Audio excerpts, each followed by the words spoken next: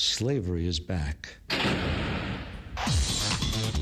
Welcome to a place where private business profit from a captive labour force, yet pennies are spent on medical services to a population in which the Indigenous, the poor and the mentally ill are overrepresented. Where isolation, humiliation and degradation are facts of life. Welcome to prison. It depends who's telling the story, I suppose. The prisoners would have one view, the people who work in the prison system would have another, and I think it's up to people to decide where the truth is. Give government propaganda and the media spin doctors the flick. And check out Doin Time for news, views and tunes on prison issues from Guantanamo Bay to Christmas Island to prisons and detention centres everywhere. Every Monday at 4 p.m. on your community radio 3CR. We are still fired up and we're still talking about revolution. Hello and welcome to the Doin Time show. This is 3CR Community Radio, 855 AM on the dial, streaming live on www.3cr.org.au. This is Marisa and I'll be taking you through until 5 o'clock this evening. Today is the 1st of May 2023 and we are bringing you a special May Day broadcast. This is 3CR Community Radio and streaming live, as I said. Aboriginal and Torres Strait Islander listeners are advised that this show content contains audio images of deceased persons. Happy May Day from 3CR. Every year we join communities from around the world in celebrating the achievements of the labour movement and showing solidarity with the continued struggle for labour rights and fair working conditions for everyone. Tune in to hear unique workplace perspectives from Aboriginal communities protecting and rehabilitating country, Palestinian workers' rights, the history of May Day campaign updates, community events and much, much more. The day is about linking up different histories with current actions, initiatives and campaigns aimed at changing inequalities and dismantling systems of oppression. This May Day broadcast will explore stolen wages, slavery and the inequalities between Indigenous and non-Indigenous workers, drawing upon lived experience. We will bring you 2 extended interviews today. First up, we'll hear from Marianne MacKay, First Nations woman, activist and advocate from Western Australia. Marianne is a much-loved part of the Doin Time show. We have done many interviews with her over the years. She will discuss the inequalities between Indigenous and non-Indigenous workers, particularly speaking about the criminal justice system and how prison and detention creates barriers to work. She will also talk about lived experience and how important this is in tackling decarceration. Next, we will yarn with Keiran Stewart-Assheton, First Nations activist and president of the Black People's Union, about the atrocious history of forced labour and stolen wages and slavery of Aboriginal and Torres Strait Islander people. He has made a fabulous contribution to activism and is on the speaker platform for the May Day rally being organised for 5:30 this afternoon at the State Library of Victoria, 328 Swanston Street, Melbourne. It's May Day 2023 and colonisation and the settler state are still in dominance. Aboriginal people are still being incarcerated more so than our non-Indigenous brothers and sisters. Employment is a distant dream for people who have been incarcerated. People are still dying in custody. Women and children suffer because of stolen generation. On the line, we have Marianne MacKay, and I'd like to welcome her with all my heart. Hello, sis. Hey, Kaya, sis. Thanks for having me.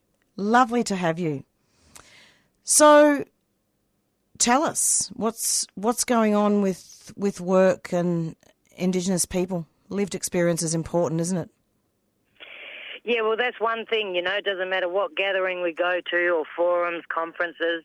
That's one of the things that we always promote is that, people with lived experience, have as good a qualification as someone with a degree because, lived experience is far more valuable than someone who's just learning from a textbook, And I don't say that to discredit anyone because I'm doing a law degree myself. But what my point in saying that is that we have a lot of issues and a lot of problems that are going on, you know, especially within the criminal justice system. And time again, the government roll out these policies and these programs and provide these services that just don't benefit anyone because they're not actually yarning with the people who live and breathe this stuff. And who better to provide solutions to problems or issues than the people that are actually living through them? That's exactly right. And I mean, you and I were talking on off air today about how women and children, you know, suffer the most, and they're all in prison, juvenile justice. How can they have good quality of work, life and also work? Well, yeah, that's right. You know, like, and I remember we were yarning about how you have men, women and children, you know, going through the prison system and through detention, you know, and a lot of people are having those barriers put up where they can't get work, where, you know, they would be able to benefit those that are walking the path that they have before, you know, after them. And this is what we always say to the Department of Justice and to other government departments. Things like working with children checks and the police clearances are barriers, you know, to people that have criminal records. You know, and these are the mob that would make the best mentors, you know, and provide, you know, like information for policy change and things like that. And yet, because they can't get a police clearance or they can't get a working with children check, there are a lot of job opportunities that they miss out on where they would actually be qualified for those roles, you know. That's exactly right. And isn't it too that some Aboriginal people, you know, wouldn't even have a birth certificate because of what happened with the missions? Well, that's right. You know, so you would have a lot of people, and this is where licences and all those kind of things, licences, ID and stuff, passports, you know, people aren't getting access to these because they don't have birth certificates. You know, and it's hard because my two oldest have birth certificates, but the youngest 5 don't because they're my sovereign babies. But because my son has passed his learners check through the Keys for Life at school, through part of our Clontarf Aboriginal football program, and I actually have to go and register him and get a birth certificate because he can't get his licence or his learner's permit to get his full licence without it. And that's just a birth certificate. It's like there's got to be ways around it, around all these things, you know.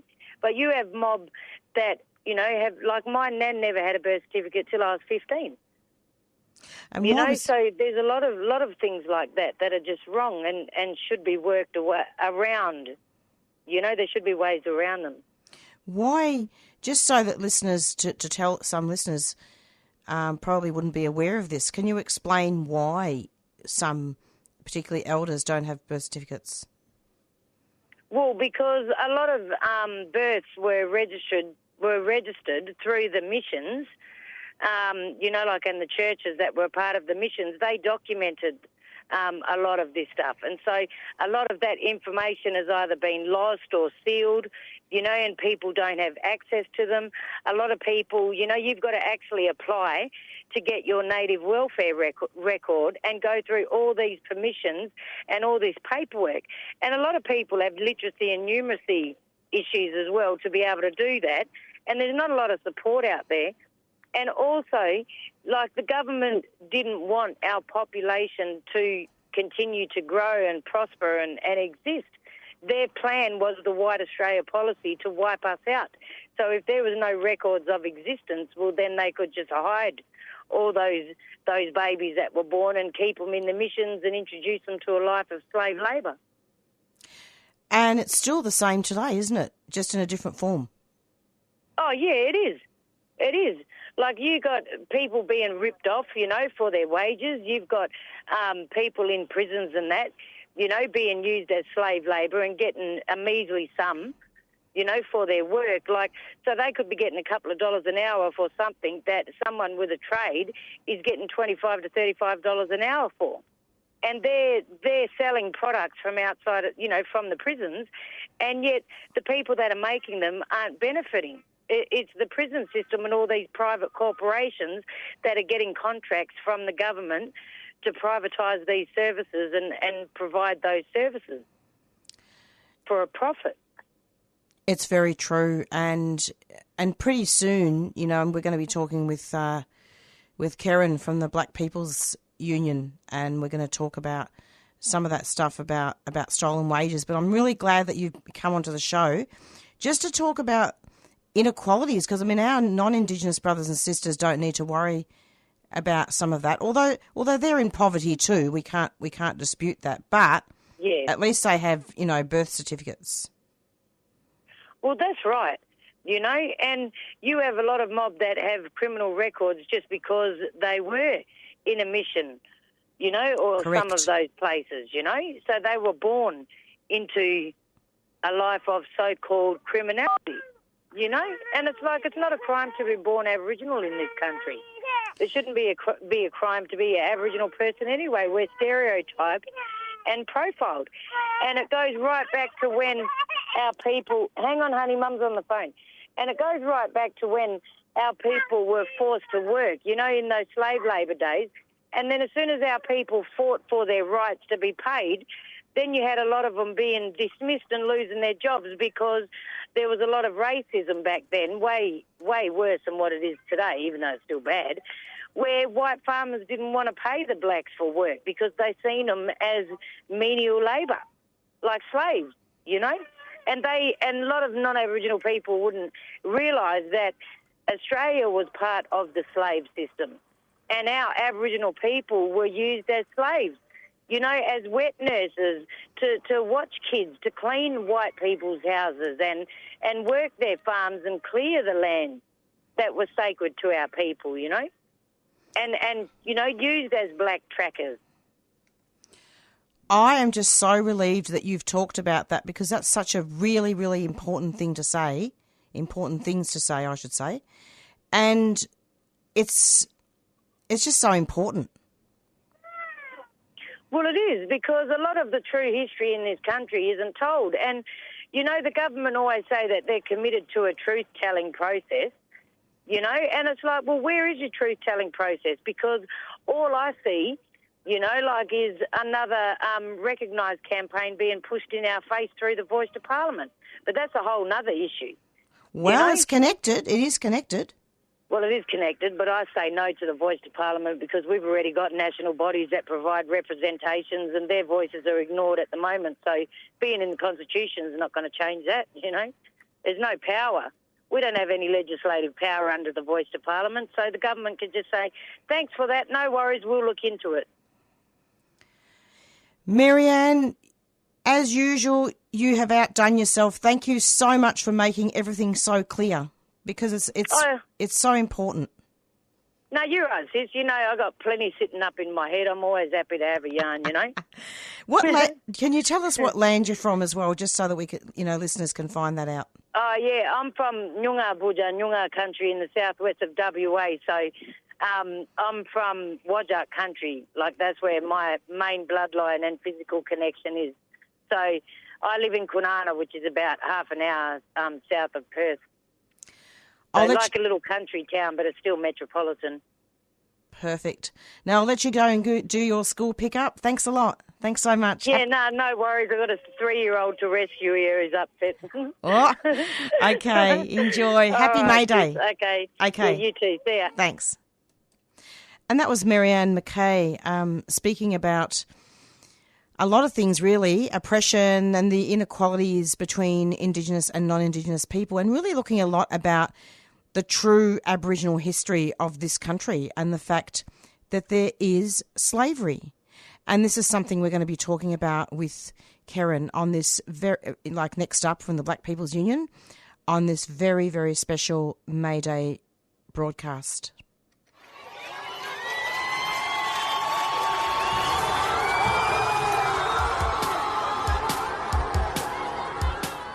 From Iran to the Americas, the Pacific to Palestine, and here in so-called Australia, people are standing up for freedom and liberation.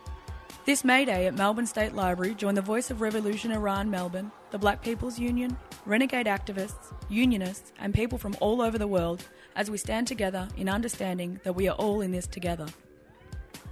A lineup of speakers and music from around the world demanding justice and celebrating our common struggles and our common humanity will be announced on the event page soon. You can find the event by searching May Day for Freedom and Liberation on Facebook. May Day for Freedom and Liberation, 5:30 p.m, Monday 1st of May at State Library, Victoria. A 3CR Community Radio supporter.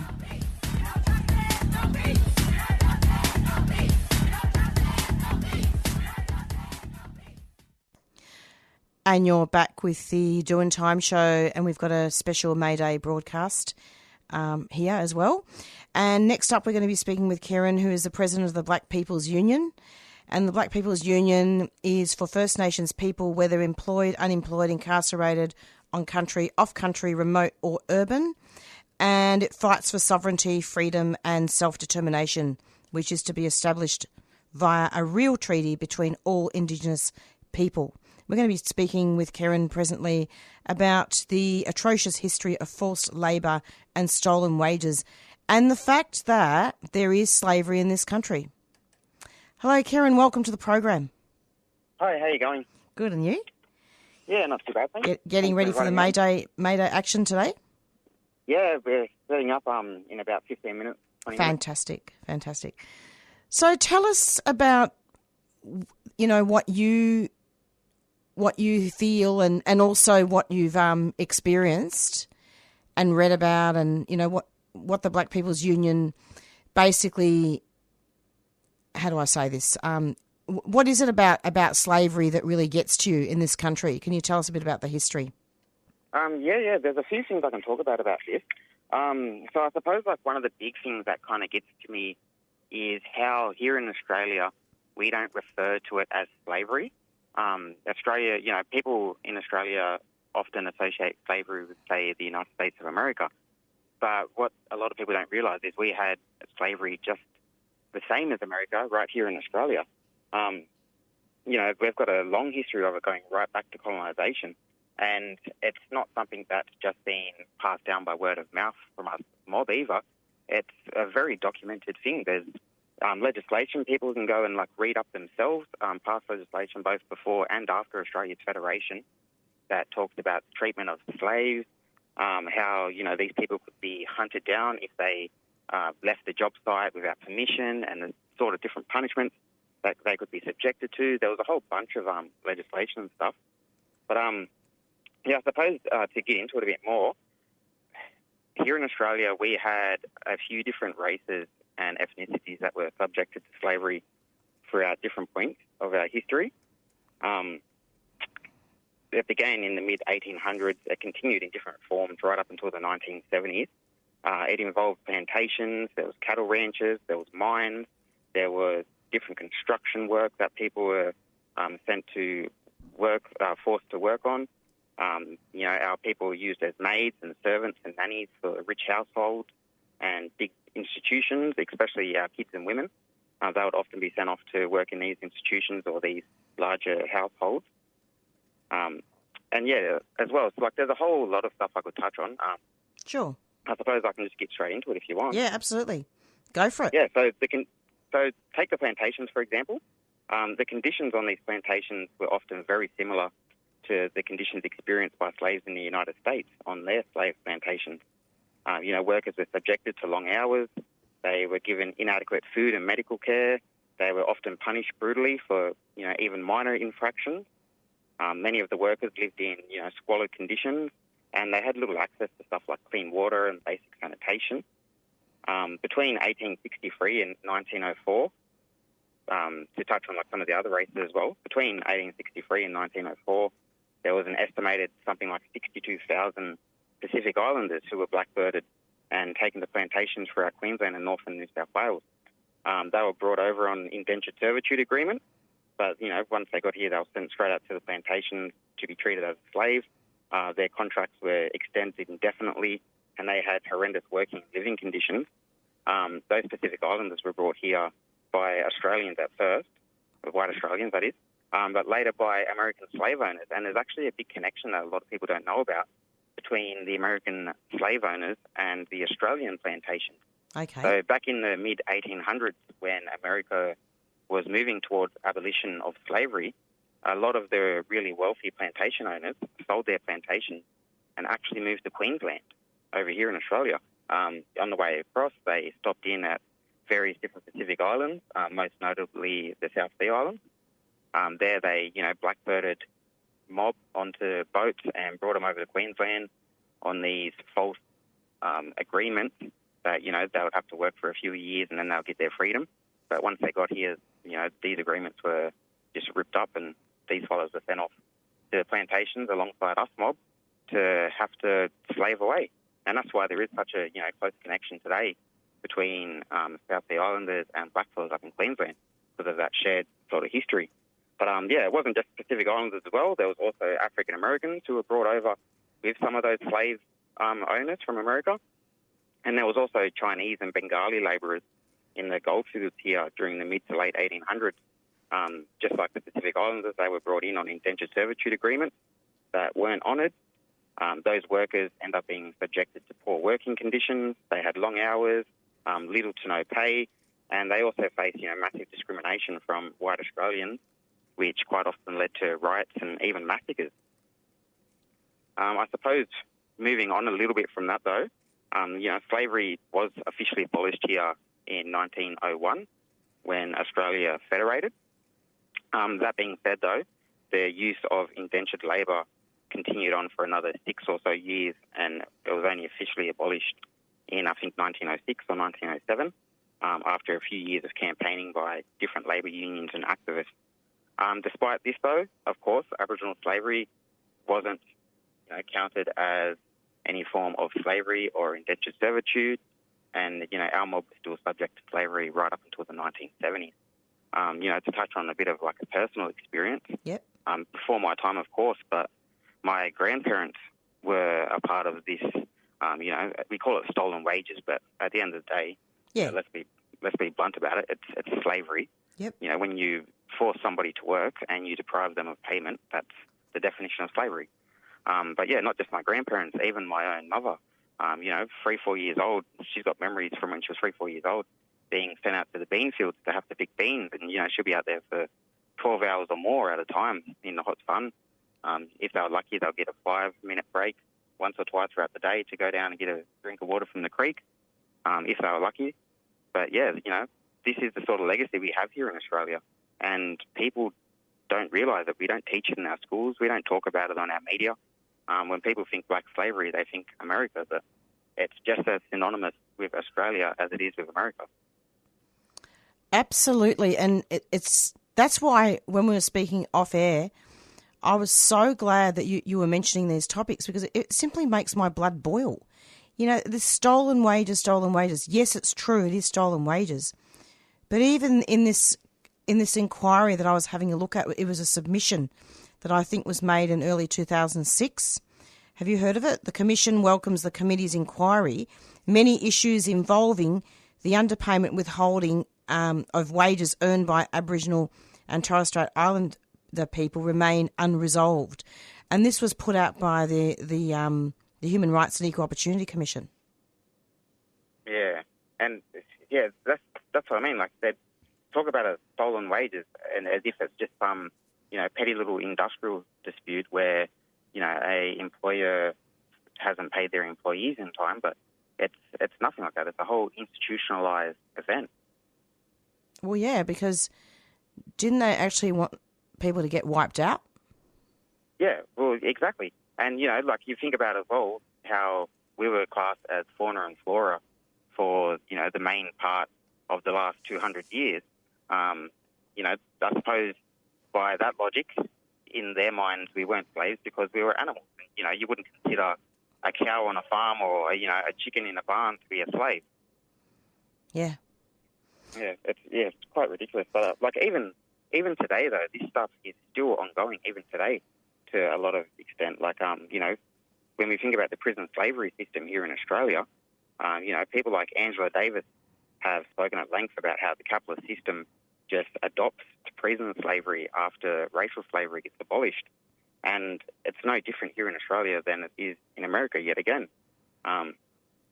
Look at today, for example, we have our highest percentage. Australia has the highest percentage of privately owned prisons anywhere in the world. Like, we've got the highest percentage of privately owned prisoners right here in Australia. And our brothers and sisters get locked up in this system They get put on labour programs that pay ridiculous amounts per hour. Some of them are getting 50 cents an hour or less. At most, I think some of them are getting $2 an hour for labour. And, how can you justify that as any sort of wage, 50 cents to $2 an hour, especially when our mob that are locked up in there on these prison labour programs, they're being exploited. All the stuff that they're making is getting sent off to big, massive retailers like Fantastic Furniture to sell for full price, to, make massive profits off of. And it's just another form of black slavery at the end of the day, especially when you consider that we're the most incarcerated race on the planet and that we make up massive amounts of inmates in jail. It's very true. And, you're saying similar to what Marianne MacKay from WA was saying before this interview. She was talking about exactly the same thing. And actually, there are quite a few people that are saying no to the Voice as well. It's not just the Black People's Union. There's quite a few, First Nations people that are very much against it. And it is connected, isn't it, to May Day and slavery? How can we make those connections? Yeah, at the end of the day, everything is connected because it's all connected to our economic system. That's what it all boils down to at the end of the day. Even, things like colonisation, imperialism, et cetera, like the inequality between the genders, between the races, all of this stuff, it all ultimately boils down to our economic system. All of the problems we see in society aren't standalone problems. They're just symptoms of one disease, and that one disease is this exploitive, oppressive, capitalist economic system that we all live under. Now, this system has to mobilise itself in such ways where it can continue to exploit the general working class. And by, coming forward with these different, prison labour programs, it allows them to exploit the most vulnerable members of the working class for the maximum amount of profit by, paying them literally scraps. There's nothing else to describe it as except for scraps, especially when they're in prison paying full price for stuff like, basic necessities like soaps and shampoos and toothpaste. Could you imagine working a whole day long and at the end of the day you've made enough money to buy a bar of soap or a tube of toothpaste? Wow. Yeah, it's that's how ridiculous the situation is here. But yeah, it ties into things like the Voice as well, because again, the Voice is just this paternalistic, tokenistic measure set up by our capitalist government to look as though they're doing something and so they can give themselves a pat on the back. But at the end of the day, it's not going to do anything to improve the material conditions of our mob. It's not going to do anything for those fellas that are locked up in prison working for $1 an hour. It's not going to do anything for, the mob out in the rural and regional areas fighting for their land, fighting for their sacred sites against stuff like mining and logging development. It's not going to do anything to improve anyone's material conditions. All of this is a way for the government to funnel taxes into the pockets of their friends while giving themselves a pat on the back saying, look how great we are, we've solved the Aboriginal issue. Yeah, anyway, it should be the Aboriginal people themselves that it should be solving the issues, not the politicians. Yes, 100%, exactly. And that's a big thing we believe as part of the BPU. We're all about self-determination. We don't want to be a part of the colonial agenda. We don't want to be a part of the capitalist agenda. We want to be in control of our own affairs and in control of our own economics and our own politics. You're on the speakers platform for the upcoming rally at 5:30. Do you plan to speak about the Black People's Union and tie it into May Day? Yeah, I'll be giving a speech at 5:30. I'm also the MC for the event. Wonderful. So, I might have a little bit extra to add in here and there. But, I will be giving a speech just after 5:30 where I'm going to be talking about Australia's role in the broader imperialist domination of America and the UK throughout the world. And, what we can do here in Australia to try and resist that. Do you have the pamphlet on you about the rally? I do not, sorry. No, that's okay. I'll announce the speakers later. No worries. I've got a bit of a list here. I'll look it up later. But anyway, rock up. I believe there are a couple of people from Bangladesh who is from the garment industry. And there's also stuff, they're talking about migrant issues as well. Yeah, we've got a few different groups from across the world who have all come down, and they're going to be giving various different speeches about the different struggles their own people are facing elsewhere in the world. listeners may remember that Keiran actually came onto the show a couple of weeks ago and spoke about the Voice to Parliament. Keiran, do you have any final comments that you wanted to make about that or just about slavery in general? Look, I've spoken plenty on The Voice. I might just quickly mention something on slavery, though. Yep. One quick thing I did want to bring up is just the stolen wages campaigns that have gone ahead. They're in various different states. There have been class actions that have been lodged against many of these individual state governments to try and seek some sort of compensation for these stolen wages. Now, while I recognise this as having a wonderful potential in that it is, a way to try and seek some sort of compensation and some sort of, I suppose you could say, for lack of a better term, reconciliation around this sort of stuff. At the end of the day, the way it's set up as well is just another farce. Like, there's no other word to explain it.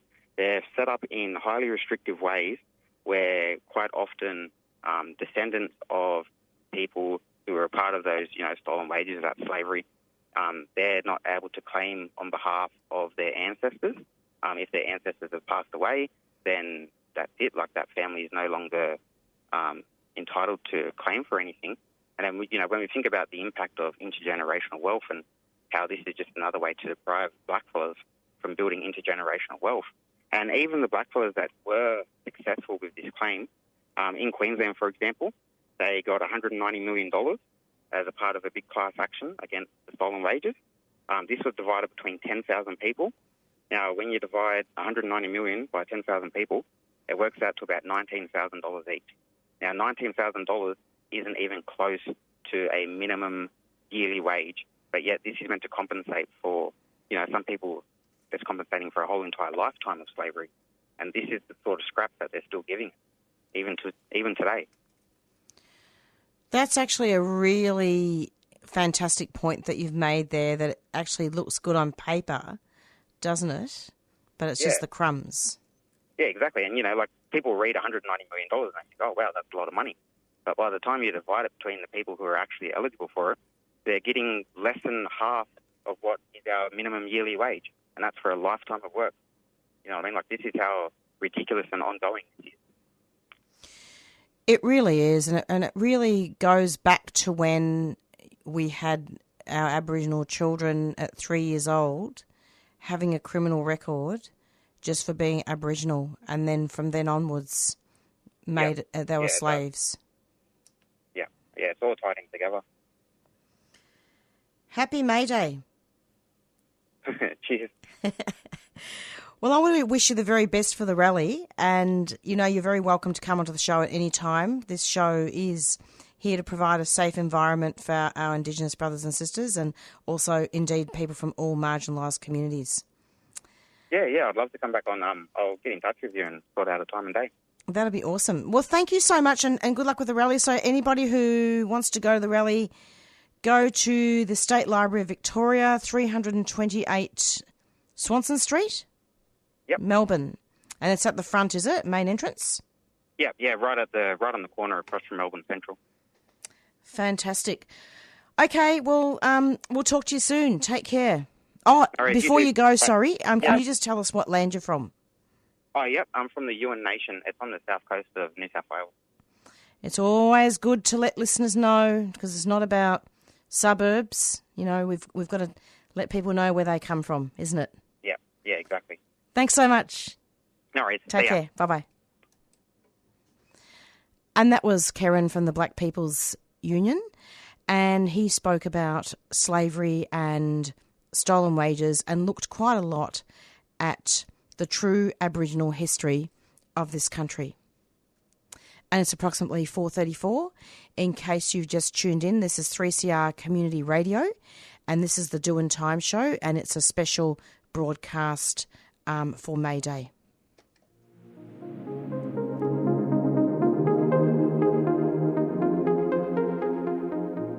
The Yoorgabilya Justice Commission is the first formal truth-telling inquiry into injustice experienced by First Peoples in Victoria.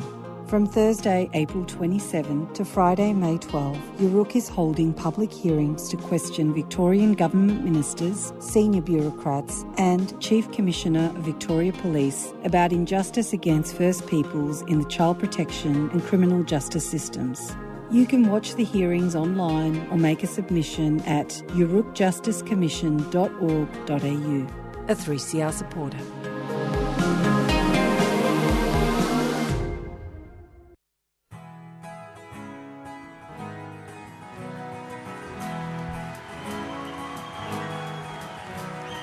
Gather round, people. I'll tell you a story, an 8-year-long story of power and pride. British Lord Vestey and Vincent Lingiari were opposite men on opposite sides.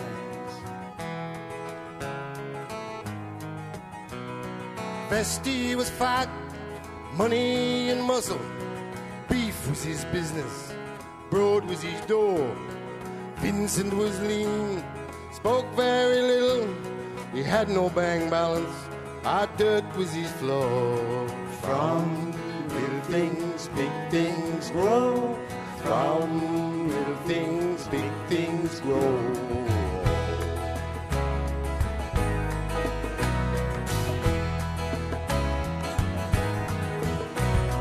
The Rinji were working for nothing but rations. But once they had gathered the wealth of the land, daily the pressure got tighter and tighter.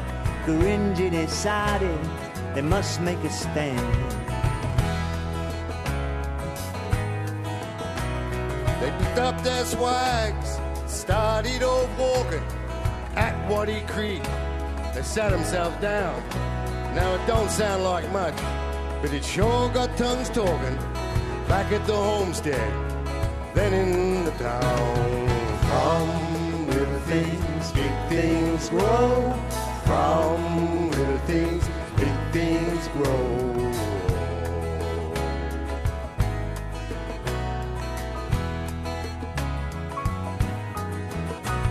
The investing man said, I'll double your wages. 7 quid a week you have in your hand. Vincent said, we're not talking about wages. We're staying right here till we get our land. Vestey man rode, Vestey man thundered. You don't stand a chance of a cinder in snow. Vince said if we fall, others are rising. From little things, big things grow. From little things, big things grow.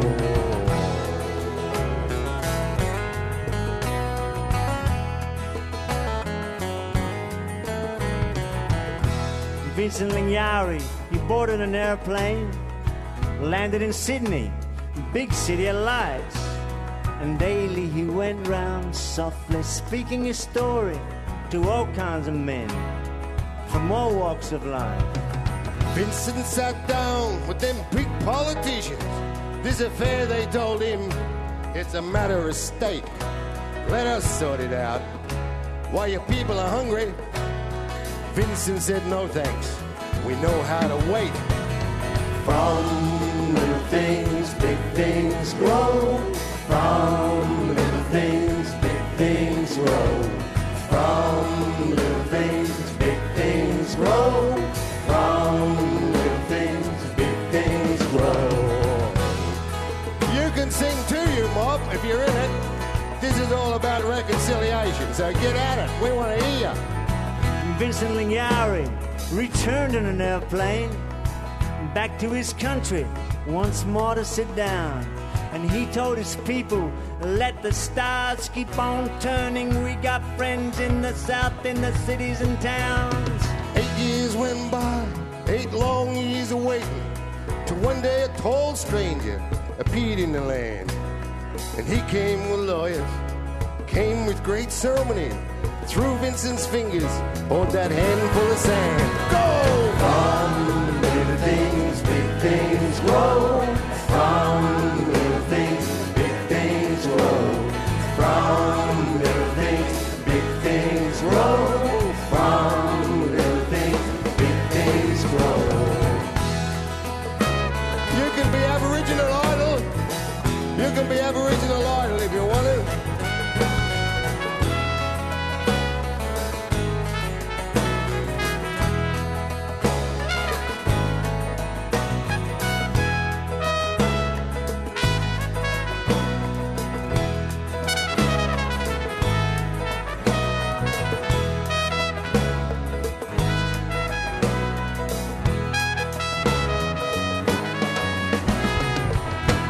a story of Vincent Lingiari, but this is a story, something so much more. How power and privilege cannot move a people who know where they stand when they stand in their law. From little things, big things grow. From little things, big things grow. From little things, big things grow. From little things, big things grow. From little things, big things grow. From little things, big things grow. From little things, big things grow. From little things, big things grow. From little things, big things grow. From little things, big things grow.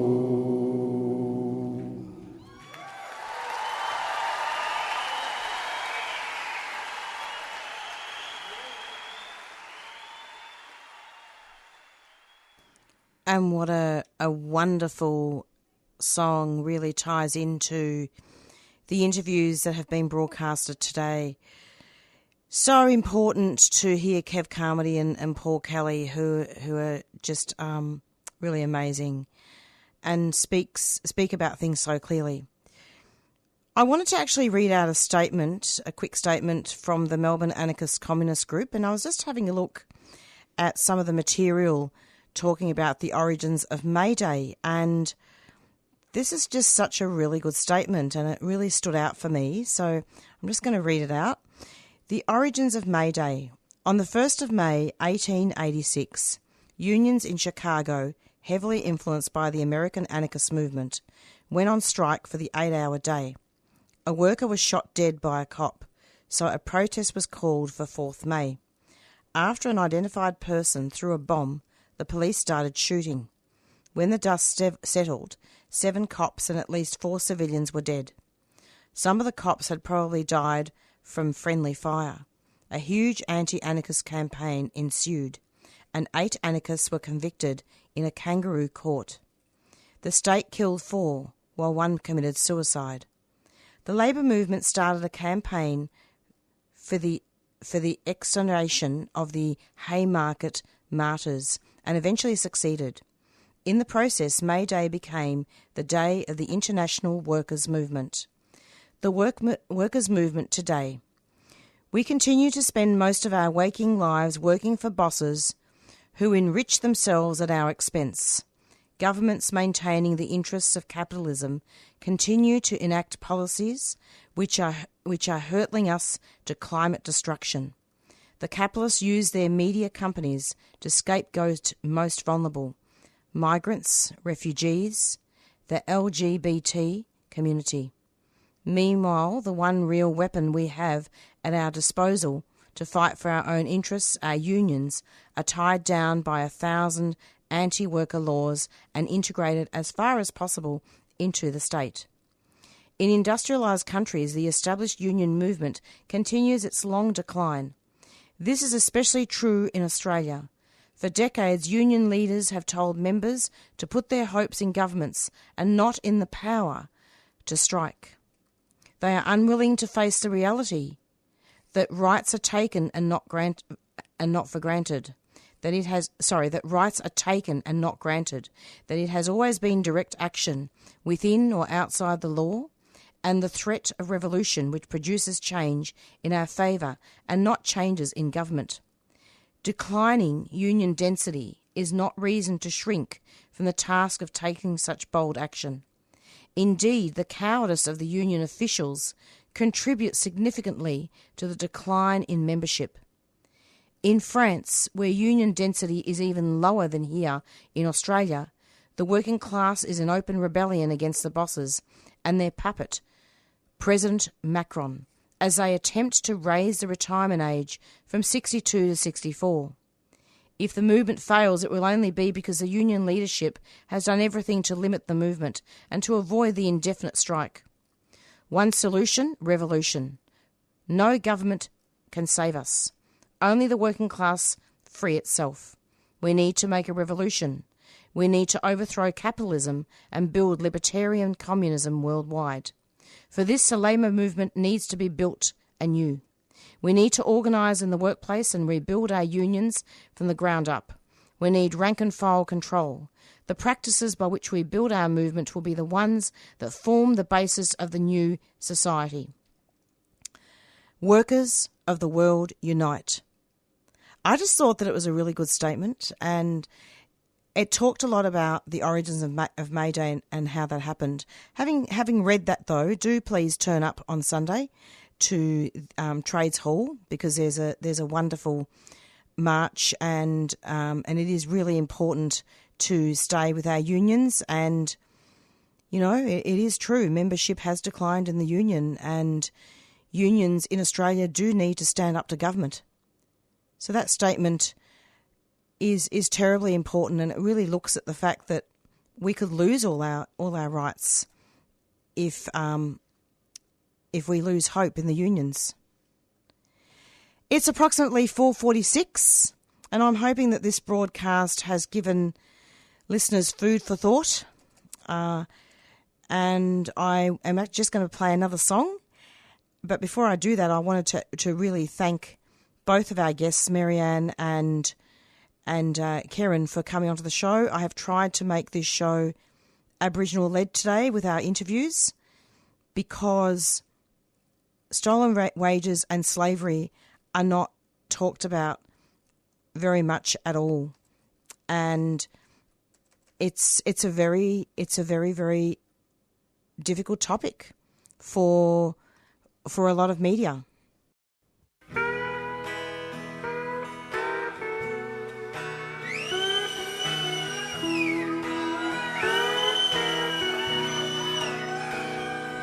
When the night upsets me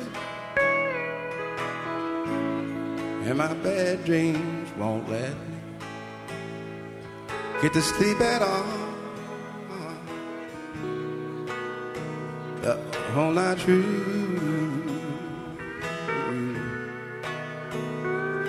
When the darkness surrounds me and all my demons just hound me, that's when I call and reach for you.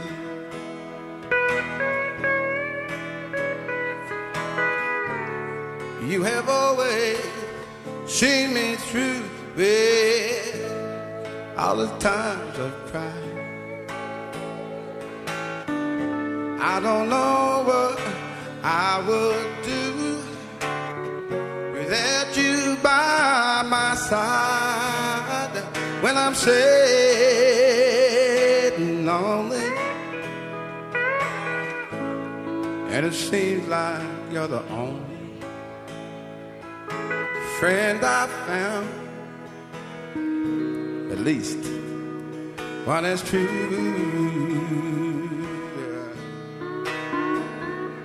When they all desert me and anybody tries to hurt me, oh, I turn around and reach for you.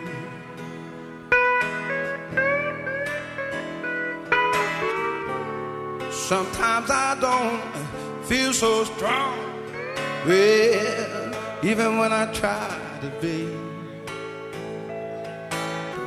Everything would turn upside down if you weren't here with me.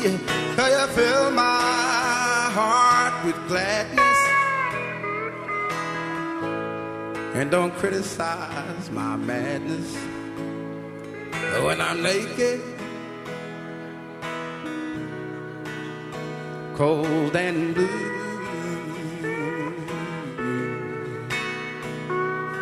'cause you hold me till the morning, and slowly it comes dawning that is sacred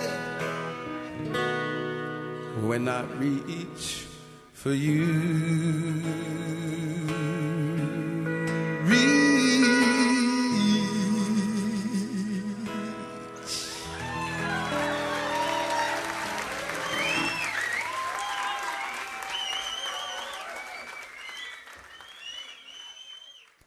And this is 3CR Community Radio May Day broadcast, and that was Archie Roach, the beautiful Archie Roach, who, as we know, has passed on.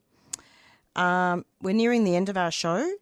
Just quickly, I just wanted to just talk about the rally. There is coverage of the rally at 6 o'clock at 3CR if you can't go and you want to listen. Also, Keiran is emceeing, President of Black People's Union, and some of the speakers are Abbas, who is from the Voice of Revolution Iran, Melbourne, Marisa from Lasnet, Solidarity, Luke Hayes, Australian Communist Party, and Tarsila from the Bangladesh Garment Workers Solidarity. So there's quite a few speakers and more. It's goodbye from Marisa, and happy May Day once again. And stay tuned every Monday for the Doin Time show from 4 to 5. And do listen out also for Climate Action, Who's Next? And they'll be doing a special May Day broadcast. And listen out for other May Day coverage, and in particular with the rally. Black Fella, White Fella from a Rugby Band is ending the show. Thanks a lot. Take care. Bye.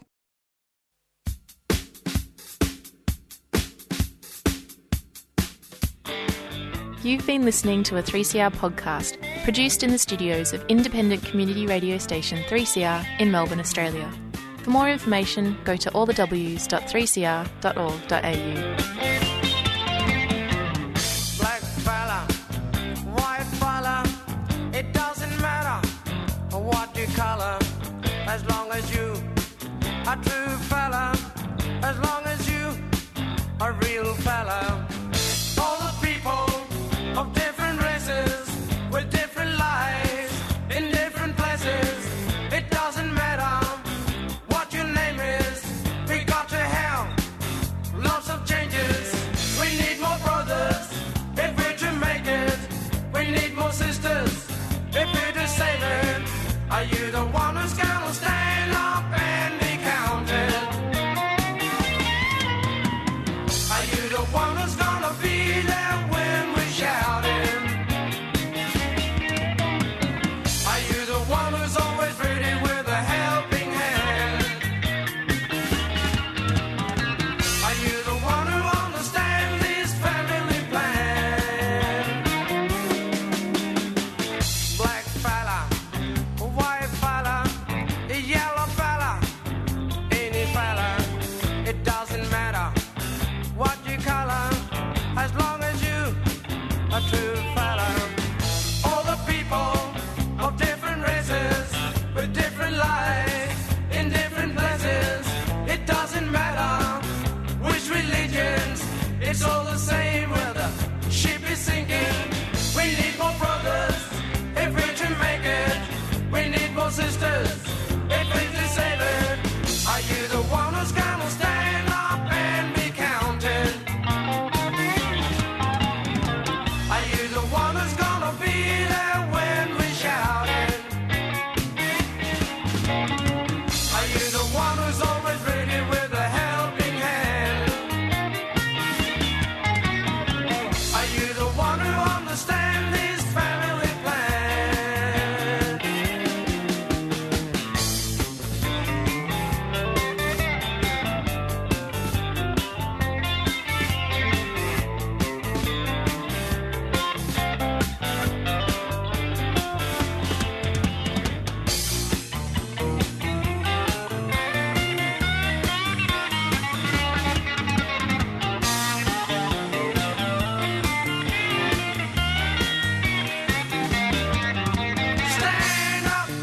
Stand up and be counted.